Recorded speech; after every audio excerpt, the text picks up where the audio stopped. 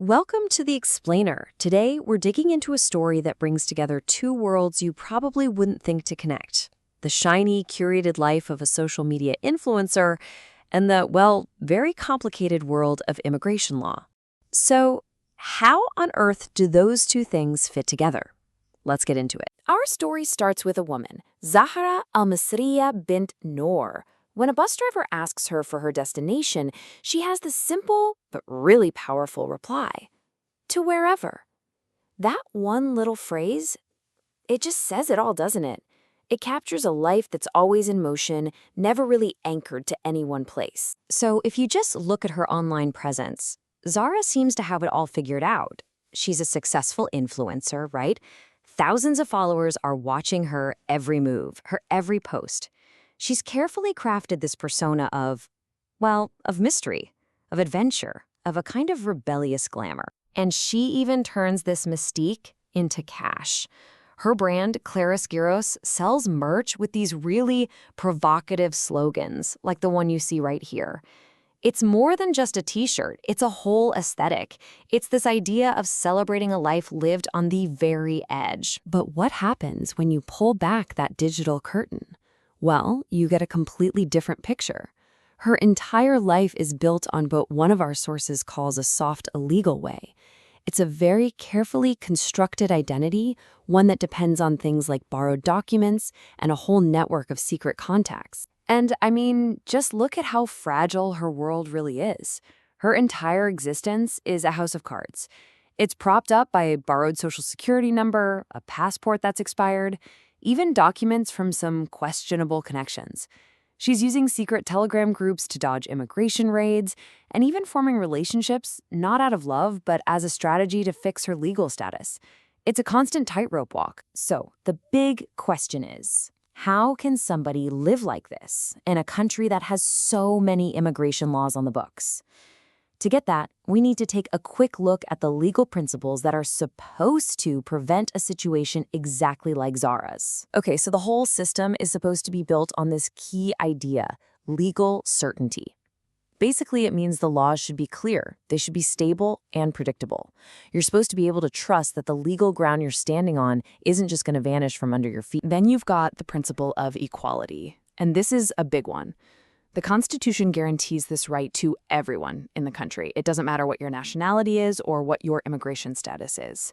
In theory, everyone gets the same respect, the same protection under the law.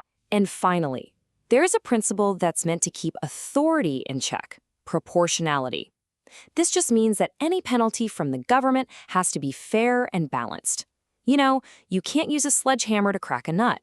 The punishment has to fit the crime. Simple as that. And, you know, the law itself says this in black and white. Article 6 of the migration law is crystal clear. It promises that the state will protect the rights of all foreign persons. It's a noble promise. It sounds great on paper, right? But this is where things get really messy, because as our legal source points out, there's often this huge gap between what the law promises and the reality of how it's actually applied. This is where the ideal smacks right into the real world. So where does the system actually break down?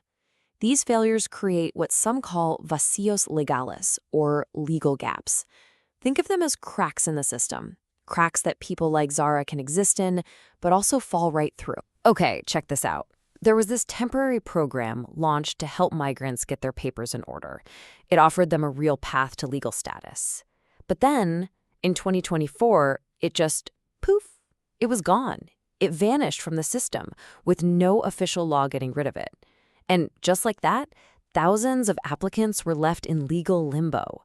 That right there, that's a classic violation of legal certainty. 4 years. Just think about that. That was the promise. 4 years of stability, of being able to build a life.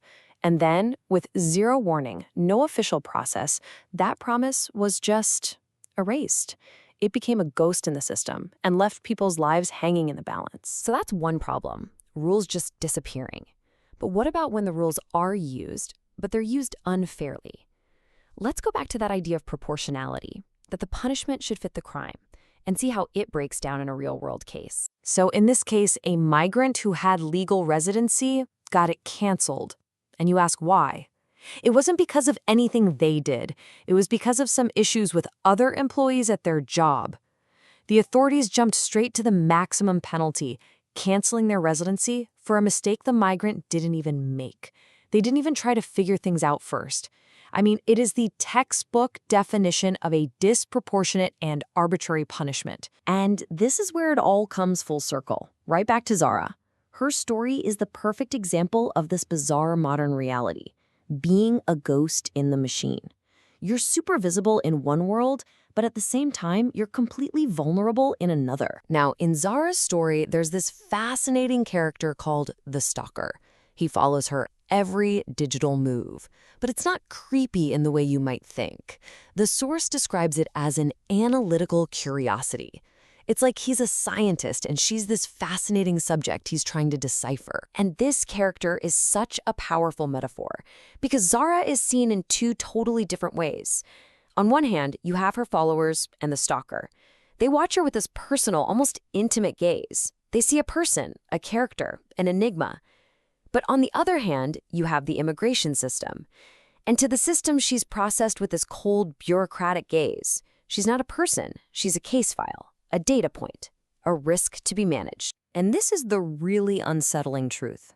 It doesn't matter if you're an influencer creating a brand or a migrant trying to navigate a legal maze. You risk just becoming a profile. You are data to be analyzed. You are watched. You are processed. But are you ever really seen? So that leaves us with this final, really provocative question. In a world of digital ghosts, where being famous online can actually hide how vulnerable you are in real life, and where legal gaps can just swallow people whole, what does it truly mean to be seen? What does it take for a system, or even an audience, to see the human being behind all the data?